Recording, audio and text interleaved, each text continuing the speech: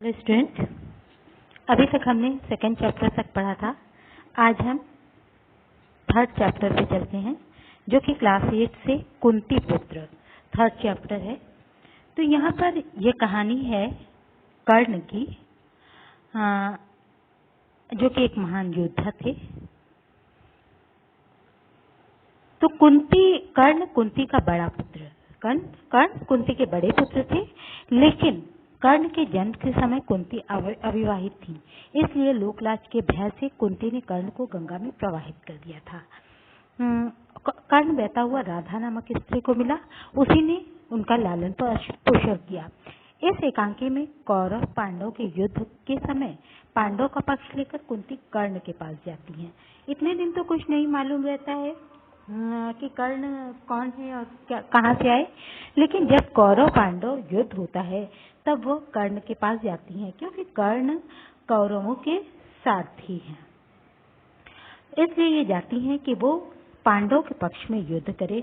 वहां पर कुंती जाकर के अपने और कर्ण के बीच के संबंध को बताती हैं कि उनका और माता और पुत्र का, उन दोनों का माता और पुत्र का संबंध है, और उसकी असलियत को बताती हैं कि किस प्रकार से वह उसका पुत्र है। तो उन्होंने बताया कि एक बार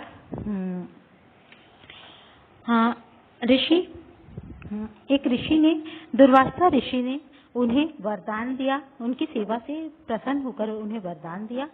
वरदान स्वरूप एक मंत्र दिया कि इस मंत्र का अगर जाप करोगी, इसे साध करके तुम किसी भी देवता को बुला सकती हो और देवता आएंगे तो तुम्हें कुछ न कुछ वरदान देंगे। तो इस प्रकार से मैंने उनके मंत्र को साधा और मैंने सूर्य देवता का आह्वान किया। सूर्य देवता आए और मुझे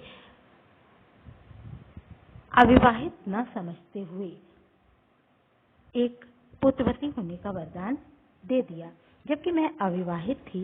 अतः जब तुम जन्मे तो मैंने एक दासी के हाथ तुम्हें नदी में प्रवाहित करवा दिया। मैं तुम्हारी अपराधिनी हूँ। इस प्रकार से उन्होंने अपनी बात को बताया, लेकिन फिर उन्होंने बताया कि मैं तुम्हारी अपराधिनी हूँ।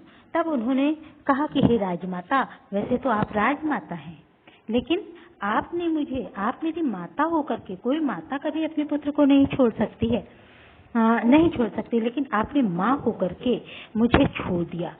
तब उन्होंने कहा कि नहीं, मैं अर्जुन की माँ हूँ। उसने कहा कि तुम मात्र अर्जुन की माँ हो। तो उन्होंने कहा कि नहीं, मैं मात्र अर्जुन की माँ नहीं हूँ, पांचों पांडव की माँ हूँ, और उसके साथ मैं सबसे पहले तुम्हारी माँ हूँ, तुम मेरे ज्येष्ठ पुत्र हो। तब उन्होंने कहा कि मैं अर्जुन और अपने मन में कोई विद्वेष, कोई अपराध बोध न लाना, कोई दुख का भाव न लाना, ईर्ष्या का भाव न लाना। मुझे वो दिन हमेशा याद आता है जब हस्तिनापुर में जिस दिन अस्त्र परीक्षा हुई और रंगशाला में सब आकर बैठे और सूर्य की प्रथम किरणें प्रकाशित हुई, मानो ऐसा जब तुम आए तो मानो सूर्य की प्रथम किरणें प्रकाशित हुई। तुम्हें देखकर बैठी महिलाओं में से एक मैं थी, जिसके नेत्रों से आंसू बहने लगे थे। वो और कोई नहीं था, वो अर्जुन की ही माँ थी, जो तुम्हारी माँ थी। तब वहां पर उनकी बात को सुन करके उन्होंने कहा कि ठीक है, आप राजमाता हैं और मैं इसे नियति का ही खेल समझ लूं, आपको क्षमा भी कर दूं, तो अब तो मैं सूत पुत्र हूँ, क्योंकि मुझे एक सूत माता ने ही पाला पोसा है। मैं उसी की माँ हूँ। तो अतः मैं सूत पुत्र ही हुआ। मेरी माता का नाम राधा है। मेरी माता ने, जिसने मुझे पाला, उसका नाम राधा है, और मैं उसी को अपना गर्व समझता हूँ। और उसी सूत माता ने मेरा पालन पोषण किया, कष्ट से, अपने जीवन को कष्ट में डाल करके मुझे पाला। मुझे पांडव से कोई ईर्ष्या नहीं। वो कहते थे मुझे पांडव आपके पुत्र हैं, मुझे पांडव से कोई ईर्ष्या नहीं। पांडव और कौरव, इससे मुझे क्या करना, लेकिन मैं सारथी हूँ उनका, इसलिए मुझे कौरव को देखना होगा। तब कुंती ने कहा कि पुत्र, तुम मेरे ज्येष्ठ पुत्र हो, जैसे धर्मात्मा युधिष्ठिर जैसे धर्मात्मा तुम मुझे क्षमा कर दो और तुम मुझे अपनी माँ स्वीकार कर लो।